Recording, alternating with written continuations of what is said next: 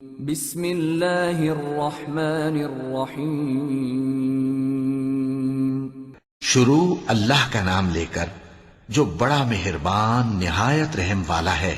سب تعریف اللہ ہی کو ہے جس نے اپنے محبوب بندے محمد صلی اللہ علیہ وآلہ وسلم پر یہ کتاب نازل کی اور اس میں کسی طرح کی کجی اور پیچیدگی نہ رکھی بلکہ سیدھی اور سلیس اتاری تاکہ لوگوں کو عذاب سخت سے جو اس کی طرف سے آنے والا ہے ڈرائے اور مومنوں کو جو نیک عمل کرتے ہیں خوشخبری سنائے کہ ان کے لیے ان کے کاموں کا نیک بدلہ یعنی بہشت ہے جس میں وہ ہمیشہ رہیں گے، اور ان لوگوں کو بھی ڈرائے جو کہتے ہیں کہ اللہ نے کسی کو بیٹا بنا لیا ہے۔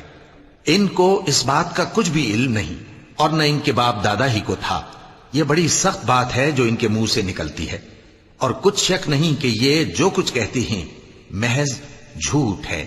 اے پیغمبر، اگر یہ اس کلام پر ایمان نہ لائیں تو شاید تم ان کے پیچھے رنج کر کر کے اپنے تئیں ہلاک کر دو گے۔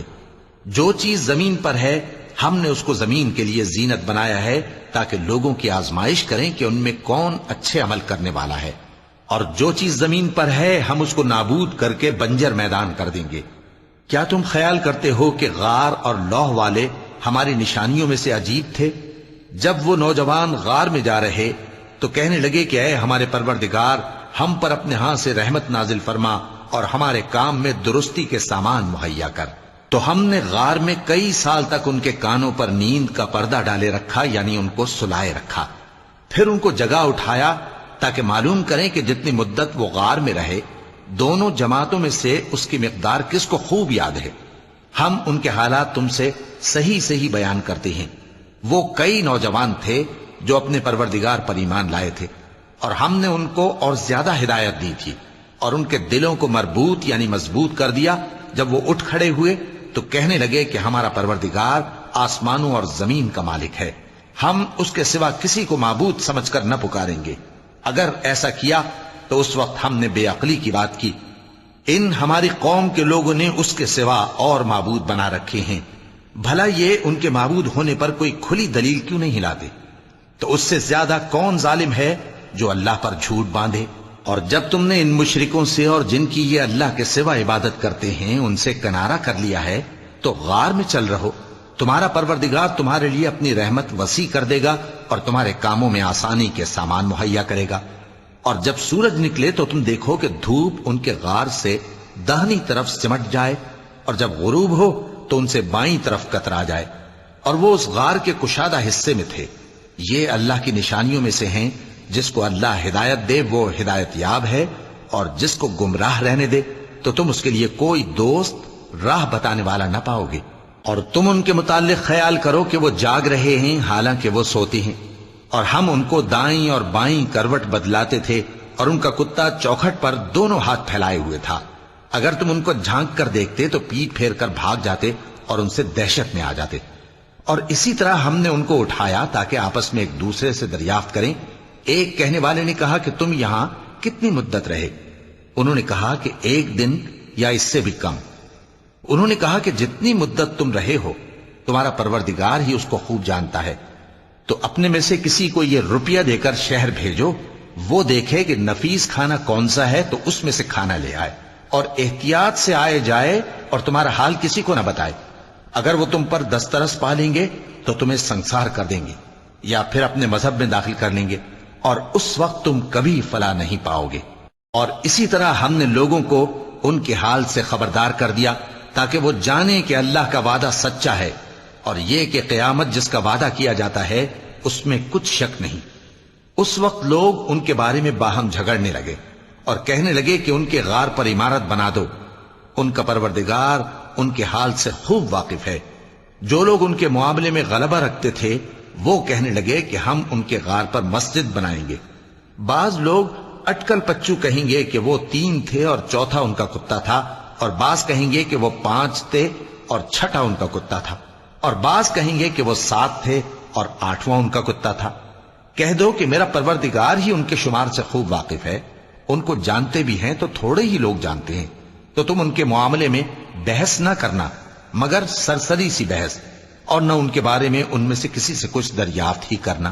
اور کسی کام کی نسبت نہ کہنا کہ میں اسے کل کر دوں گا، مگر انشاءاللہ کہہ کر، یعنی اگر اللہ چاہے تو کر دوں گا۔ اور جب اللہ کا نام لینا بھول جاؤ تو یاد آنے پر لے لو، اور کہہ دو کہ امید ہے کہ میرا پروردگار مجھے اس سے بھی زیادہ ہدایت کی باتیں بتائے۔ اور اصحاب کہف اپنے غار میں 9 پر 300 سال رہے۔ کہہ دو کہ جتنی مدت وہ رہے اسے اللہ ہی خوب جانتا ہے، اسی کو آسمانوں اور زمین کی پوشیدہ باتیں معلوم ہیں، وہ کیا خوب دیکھنے والا اور کیا خوب سننے والا ہے۔ اس کے سوا ان کا کوئی کارساز نہیں، اور نہ وہ اپنے حکم میں کسی کو شریک کرتا ہے۔ اور اپنے پروردگار کی کتاب کو جو تمہارے پاس بھیجی جاتی ہے پڑھتے رہا کرو، اس کی باتوں کو کوئی بدلنے والا نہیں، اور اس کے سوا تم کہیں پناہ بھی نہیں پاؤ گے۔ اور جو لوگ صبح و شام اپنے پروردگار کو پکارتے اور اس کی خوشنودی کے طالب ہیں، ان کے ساتھ صبر کرتے رہو، اور تمہاری نگاہیں ان میں سے گزر کر اور طرف نہ دوڑیں کہ تم دنیاوی زندگی کی رونقوں کے خواستگار ہو جاؤ۔ اور جس شخص کے دل کو ہم نے اپنی یاد سے غافل کر دیا ہے اور وہ اپنی خواہش کی پیروی کرتا ہے اور اس کا کام حد سے بڑھ گیا ہے، اس کا کہا نہ ماننا۔ اور کہہ دو کہ لوگو یہ قرآن تمہارے پروردگار کی طرف سے برحق ہے، تو جو چاہے ایمان لائے اور جو چاہے کافر رہے۔ ہم نے ظالموں کے لیے دوزخ کی آگ تیار کر رکھی ہے جس کی قناتیں ان کو گھیر رہی ہوں گی، اور اگر فریاد کریں گے تو ایسے کھولتے ہوئے پانی سے ان کی داد رسی کی جائے گی جو پگھلے ہوئے تانبے کی طرح گرم ہوگا اور جو ان کے چہروں کو بھون ڈالے گا۔ ان کے پینے کا پانی بھی برا اور آرام گاہ بھی بری۔ اور جو ایمان لائے اور کام بھی نیک کرتے رہے تو ہم نیک کام کرنے والوں کا اجر ضائع نہیں کرتے۔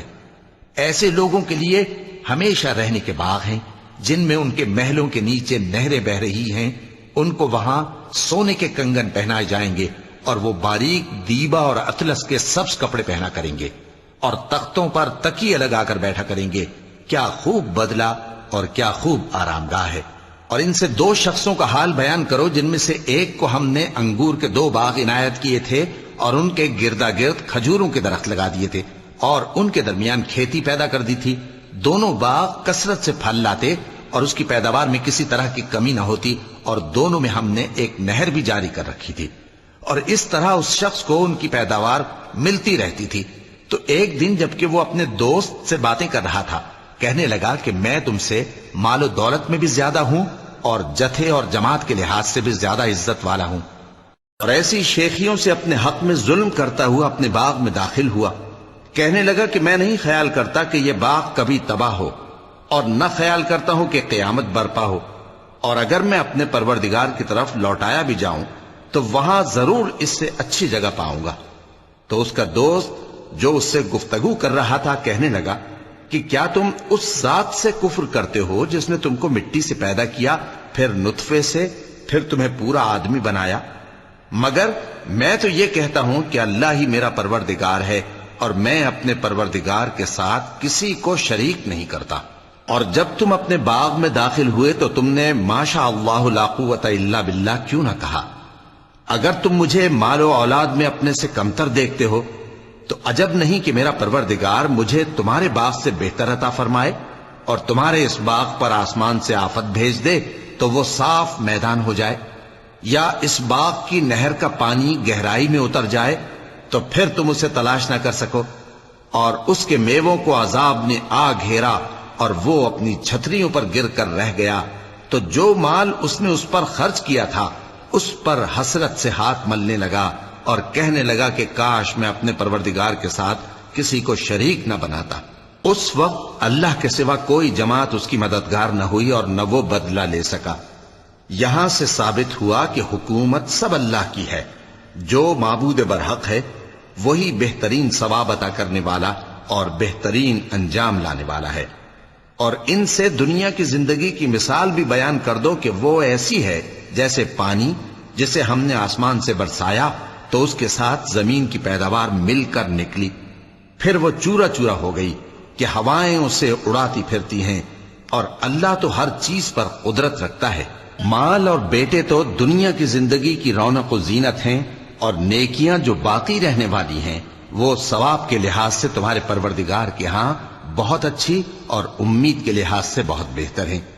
اور جس دن ہم پہاڑوں کو چلائیں گے اور تم زمین کو صاف میدان دیکھو گے اور ان لوگوں کو ہم جمع کر لیں گے تو ان میں سے کسی کو بھی نہیں چھوڑیں گے، اور سب تمہارے پروردگار کے سامنے صف باندھ کر لائے جائیں گے، تو ہم ان سے کہیں گے کہ جس طرح ہم نے تم کو پہلی بار پیدا کیا تھا اسی طرح آج تم ہمارے سامنے آئے، لیکن تم نے تو یہ خیال کر رکھا تھا کہ ہم نے تمہارے لیے قیامت کا کوئی وقت مقرر ہی نہیں کیا، اور اعمال کی کتاب کھول کر رکھی جائے گی تو تم گناہگاروں کو دیکھو گے کہ جو کچھ اس میں لکھا ہوگا اس سے ڈر رہے ہوں گے، اور کہیں گے ہائے شامت، یہ کیسی کتاب ہے کہ نہ چھوٹی بات کو چھوڑتی ہے نہ بڑی کو، کوئی بات بھی نہیں مگر اسے لکھ رکھا ہے، اور جو جو عمل کیے ہوں گے سب کو حاضر پائیں گے، اور تمہارا پروردگار کسی پر ظلم نہیں کرے گا۔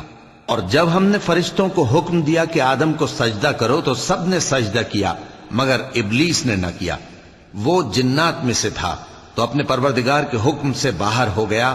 کیا تم اس کو اور اس کی اولاد کو میرے سوا دوست بناتے ہو، حالانکہ وہ تمہارے دشمن ہیں، اور شیطان کی دوستی ظالموں کے لیے اللہ کی دوستی کا برا بدل ہے۔ میں نے ان کو نہ تو آسمانوں اور زمین کے پیدا کرنے کے وقت بلایا تھا اور نہ خود ان کے پیدا کرنے کے وقت، اور میں ایسا نہ تھا کہ گمراہ کرنے والوں کو مددگار بناتا۔ اور جس دن اللہ فرمائے گا کہ اب میرے شریکوں کو جن کی نسبت تم معبود ہونے کا گمان رکھتے تھے بلاؤ، تو وہ ان کو بلائیں گے مگر وہ ان کو کچھ جواب نہ دیں گے، اور ہم ان کے درمیان ہلاکت کی ایک جگہ بنا دیں گے، اور گناہگار لوگ دوزخ کو دیکھیں گے تو یقین کر لیں گے کہ وہ اس میں پڑنے والے ہیں، اور اس سے بچنے کا کوئی رستہ نہ پائیں گے۔ اور ہم نے اس قرآن میں لوگوں کے سمجھانے کے لیے طرح طرح کی مثالیں بیان فرمائی ہیں، لیکن انسان سب چیزوں سے بڑھ کر جھگڑالو ہے، اور لوگوں کے پاس جب ہدایت آ گئی تو ان کو کس چیز نے منع کیا کہ ایمان لائیں اور اپنے پروردگار سے بخشش مانگیں، بجز اس کے کہ اس بات کے منتظر ہوں کہ انہیں بھی پہلوں کا سا معاملہ پیش آئے یا ان پر عذاب سامنے سے آ جائے۔ اور ہم جو پیغمبروں کو بھیجا کرتے ہیں تو صرف اس لیے کہ لوگوں کو اللہ کی نعمتوں کی خوشخبریاں سنائیں اور عذاب سے ڈرائیں، اور جو کافر ہیں وہ باطل کی مدد سے جھگڑا کرتے ہیں تاکہ اس سے حق کو پھسلا دیں، اور انہوں نے ہماری آیتوں کو اور جس چیز سے ان کو ڈرایا جاتا ہے اسے ہنسی بنا لیا ہے۔ اور اس سے بڑھ کر ظالم کون، جس کو اس کے پروردگار کی آیات کے ذریعے سمجھایا گیا تو اس نے ان سے منہ پھیر لیا، اور جو اعمال وہ آگے کر چکا اس کو بھول گیا۔ ہم نے ان کے دلوں پر پردے ڈال دیے کہ اسے سمجھ نہ سکیں، اور کانوں میں ثقل پیدا کر دیا ہے کہ سن نہ سکیں، اور اگر تم ان کو رستے کی طرف بلاؤ تو کبھی رستے پر نہ آئیں گے، اور تمہارا پروردگار بخشنے والا صاحب رحمت ہے۔ اگر وہ ان کے کرتوتوں پر ان کو پکڑنے لگے تو ان پر جھٹ عذاب بھیج دے، مگر ان کے لیے ایک وقت مقرر کر رکھا ہے کہ اس کے عذاب سے کوئی پناہ کی جگہ نہ پائیں گے۔ اور یہ بستیاں جو ویران پڑی ہیں، جب انہوں نے کفر کر کے ظلم کیا تو ہم نے ان کو تباہ کر دیا، اور ان کی تباہی کے لیے ایک وقت مقرر کر دیا تھا۔ اور جب موسیٰ نے اپنے شاگرد سے کہا کہ جب تک میں دو دریاؤں کے ملنے کی جگہ نہ پہنچ جاؤں ٹلنے کا نہیں، خاص صدیوں چلتا رہوں، پھر جب وہ دونوں ان دریاؤں کے سنگم پر پہنچے تو اپنی مچھلی بھول گئے، پھر اس مچھلی نے دریا میں سرنگ کی طرح اپنا رستہ بنا لیا۔ جب آگے چلے تو موسیٰ نے اپنے شاگرد سے کہا کہ ہمارا کھانا لاؤ، اس سفر سے ہم کو بہت تکان ہو گئی ہے۔ اس نے کہا کہ بھلا آپ نے دیکھا کہ جب ہم نے اس چٹان کے پاس آرام کیا تھا تو میں مچھلی وہیں بھول گیا، اور مجھے آپ سے اس کا ذکر کرنا شیطان نے بھلا دیا، اور اس مچھلی نے عجیب طرح سے دریا میں اپنا رستہ بنایا۔ موسیٰ نے کہا یہی تو وہ مقام ہے جسے ہم تلاش کرتے تھے، تو وہ اپنے پاؤں کے نشان دیکھتے دیکھتے لوٹ گئے۔ وہاں انہوں نے ہمارے بندوں میں سے ایک بندہ دیکھا جس کو ہم نے اپنے ہاں سے رحمت خاص سے نوازا تھا اور اپنے پاس سے ایک خاص علم بخشا تھا۔ موسیٰ نے ان سے جن کا نام خضر تھا کہا کہ جو علم اللہ کی طرف سے آپ کو سکھایا گیا ہے، اگر آپ اس میں سے مجھے کچھ بھلائی کی باتیں سکھائیں تو میں آپ کے ساتھ رہوں۔ خضر نے کہا کہ تم میرے ساتھ رہ کر صبر نہیں کر سکو گے، اور جس بات کی تمہیں خبر ہی نہیں اس پر صبر کر بھی کیسے سکتے ہو؟ موسیٰ نے کہا اللہ نے چاہا تو آپ مجھے صابر پائیے گا، اور میں آپ کے ارشاد کے خلاف نہیں کروں گا۔ خضر نے کہا اگر تم میرے ساتھ رہنا چاہو تو شرط یہ ہے مجھ سے کوئی بات نہ پوچھنا، جب تک میں خود اس کا ذکر تم سے نہ کروں۔ تو دونوں چل پڑے، یہاں تک کہ جب کشتی میں سوار ہوئے تو خضر نے کشتی کو پھاڑ ڈالا۔ موسیٰ نے کہا، کیا آپ نے اس کو اس لیے پھاڑا ہے کہ سواروں کو غرق کر دی؟ یہ تو آپ نے بڑی عجیب بات کی۔ خضر نے کہا، کیا میں نے نہیں کہا تھا کہ تم میرے ساتھ صبر نہ کر سکو گے؟ موسیٰ نے کہا کہ جو بھول مجھ سے ہوئی اس پر مواخذہ نہ کیجیے اور میرے معاملے میں مجھ پر مشکل نہ ڈالیے۔ پھر دونوں چلے، یہاں تک کہ رستے میں ایک لڑکا ملا تو خضر نے اسے مار ڈالا۔ موسیٰ نے کہا کہ آپ نے ایک بے گناہ شخص کو ناحق بغیر قصاص کے مار ڈالا، یہ تو آپ نے بری بات کی۔ خضر نے کہا، کیا میں نے نہیں کہا تھا کہ تم سے میرے ساتھ صبر نہیں ہو سکے گا؟ انہوں نے کہا کہ اگر میں اس کے بعد پھر کوئی بات پوچھوں یعنی اعتراض کروں تو مجھے اپنے ساتھ نہ رکھیے گا کہ آپ میری طرف سے عذر کے قبول کرنے میں حد کو پہنچ گئے ہیں۔ پھر دونوں چلے، یہاں تک کہ گاؤں والوں کے پاس پہنچے اور ان سے کھانا طلب کیا۔ انہوں نے ان کی ضیافت کرنے سے انکار کیا۔ پھر انہوں نے وہاں ایک دیوار دیکھی جو گرا چاہتی تھی تو خضر نے اس کو سیدھا کر دیا۔ موسیٰ نے کہا کہ اگر آپ چاہتے تو ان سے اس کا معاوضہ لے لیتے تاکہ کھانے کا کام چلتا۔ خضر نے کہا کہ اب مجھ میں اور تم میں علیحدگی، مگر جن باتوں پر تم صبر نہ کر سکے میں ان کا تمہیں بھید بتائے دیتا ہوں کہ وہ جو کشتی تھی غریب لوگوں کی تھی جو دریا میں محنت کر کے یعنی کشتیاں چلا کر گزارا کرتے تھے، اور ان کے سامنے کی طرف ایک بادشاہ تھا جو ہر اچھی کشتی کو زبردستی چھین لیتا تھا۔ تو میں نے چاہا کہ اسے عیبدار کر دوں تاکہ وہ اسے غصب نہ کر سکے۔ اور وہ جو لڑکا تھا اس کے ماں باپ دونوں مومن تھے، ہمیں اندیشہ ہوا کہ وہ بڑا ہو کر بد کردار ہوگا تو کہیں ان کو سرکشی اور کفر میں نہ پھنسا دے، تو ہم نے چاہا کہ ان کا پروردگار اس کی جگہ ان کو اور بچہ عطا فرمائے جو اخلاقی پاکیزگی میں بہتر اور محبت میں زیادہ قریب ہو۔ اور وہ جو دیوار تھی سو 2 یتیم لڑکوں کی تھی جو شہر میں رہتے تھے، اور اس کے نیچے ان کا خزانہ دفن تھا، اور ان کا باپ ایک نیک آدمی تھا۔ تو تمہارے پروردگار نے چاہا کہ وہ اپنی جوانی کو پہنچ جائیں اور پھر اپنا خزانہ نکالے۔ یہ تمہارے پروردگار کی مہربانی ہے، اور یہ کام میں نے اپنی طرف سے نہیں کیے، یہ ان باتوں کی حقیقت ہے جن پر تم صبر نہ کر سکے۔ اور تم سے ذوالقرنین کے بارے میں دریافت کرتے ہیں، کہہ دو کہ میں اس کا کسی قدر حال تمہیں پڑھ کر سناتا ہوں۔ ہم نے اس کو زمین میں بڑا اقتدار دیا تھا اور ہر طرح کا سامان اس کو عطا کیا تھا۔ تو اس نے ایک سفر کا سامان کیا، یہاں تک کہ جب سورج کے غروب ہونے کی جگہ پہنچا تو اسے ایسا پایا کہ ایک کیچڑ والے چشمے میں ڈوب رہا ہے، اور اس چشمے کے پاس ایک قوم دیکھی۔ ہم نے کہا، ذوالقرنین، تم ان کو خواہ تکلیف دو خواہ ان کے بارے میں بھلائی اختیار کرو، دونوں باتوں کی تم کو قدرت ہے۔ ذوالقرنین نے کہا کہ جو کفر و بد کرداری سے ظلم کرے گا اسے ہم سزا دیں گے، پھر وہ اپنے پروردگار کی طرف لوٹایا جائے گا تو وہ بھی اسے بڑا عذاب دے گا، اور جو ایمان لائے گا اور عمل نیک کرے گا اس کے لیے بہت اچھا بدلہ ہے، اور ہم اپنے معاملے میں اس سے نرم بات کہیں گے۔ پھر اس نے ایک اور سامان سفر کیا، یہاں تک کہ سورج کے طلوع ہونے کے مقام پر پہنچا تو دیکھا کہ وہ ایسے لوگوں پر طلوع ہوتا ہے جن کے لیے ہم نے دھوپ سے بچاؤ کی کوئی اوٹ نہیں بنائی تھی۔ حقیقت یوں ہی تھی، اور جو کچھ اس کے پاس تھا ہم کو سب کی خبر تھی۔ پھر اس نے ایک اور سفر کا سامان کیا، یہاں تک کہ 2 اونچے سیدھے پہاڑوں کے درمیان پہنچا تو دیکھا کہ ان کے اس طرف کچھ لوگ ہیں کہ بات کو سمجھ نہیں سکتے۔ ان لوگوں نے کہا کہ اے ذوالقرنین، یاجوج اور ماجوج اس علاقے میں فساد کرتے رہتے ہیں، بھلا ہم آپ کے لیے خرچ کا انتظام کر دیں کہ آپ ہمارے اور ان کے درمیان ایک دیوار کھینچ دیں۔ ذوالقرنین نے کہا کہ خرچ کا جو مقدور اللہ نے مجھے بخشا ہے وہ بہت اچھا ہے، تم مجھے قوت بازو سے مدد دو، میں تمہارے اور ان کے درمیان ایک مضبوط رکاوٹ بنا دوں گا۔ تم لوہے کے بڑے بڑے تختے میرے پاس لاؤ۔ چنانچہ کام جاری کر دیا گیا، یہاں تک کہ جب اس نے دونوں پہاڑوں کے درمیان کا حصہ برابر کر دیا اور کہا کہ اب اسے دھوکو، یہاں تک کہ جب اس کو دھونک دھونک کر آگ کر دیا تو کہا کہ اب میرے پاس تانبا لاؤ کہ اس پر پگھلا کر ڈال دوں۔ پھر ان میں یہ قدرت نہ رہی کہ اس پر چڑھ سکیں، اور نہ یہ طاقت رہی کہ اس میں نقب لگا سکیں۔ بولا کہ یہ میرے پروردگار کی مہربانی ہے، پھر جب میرے پروردگار کا وعدہ آ پہنچے گا تو اس کو ڈھا کر ہموار کر دے گا، اور میرے پروردگار کا وعدہ سچا ہے۔ اس روز ہم ان کو چھوڑ دیں گے کہ روئے زمین پر پھیل کر ایک دوسرے میں گھس جائیں گے، اور سور پھونکا جائے گا تو ہم سب کو جمع کر لیں گے، اور اس روز ہم جہنم کو کافروں کے سامنے لائیں گے، جن کی آنکھیں میری یاد سے پردے میں تھیں اور وہ سننے کی طاقت نہیں رکھتے تھے۔ اب کیا کافر یہ خیال کرتے ہیں کہ وہ میرے بندوں کو میرے سوا اپنا کارساز بنائیں گے تو میں خفا نہیں ہوں گا؟ ہم نے ایسے کافروں کے لیے جہنم کی مہمانی تیار کر رکھی ہے۔ کہہ دو کہ ہم تمہیں ایسے لوگ بتائیں جو اعمال کے لحاظ سے بڑے نقصان میں ہیں۔ یہ وہ لوگ ہیں جن کی دوڑ دھوپ دنیا کی زندگی میں برباد ہو گئی، اور وہ یہ سمجھے ہوئے ہیں کہ وہ اچھے کام کر رہے ہیں۔ یہ وہ لوگ ہیں جنہوں نے اپنے پروردگار کی آیتوں کو نہ مانا اور اس کے سامنے جانے سے انکار کیا، تو ان کے اعمال ضائع ہو گئے۔ سو ہم قیامت کے دن ان کے لیے کچھ بھی وزن قائم نہیں کریں گے۔ یہ ان کی سزا ہے، یعنی جہنم، اس لیے کہ انہوں نے کفر کیا اور ہماری آیتوں اور ہمارے پیغمبروں کی ہنسی اڑائی۔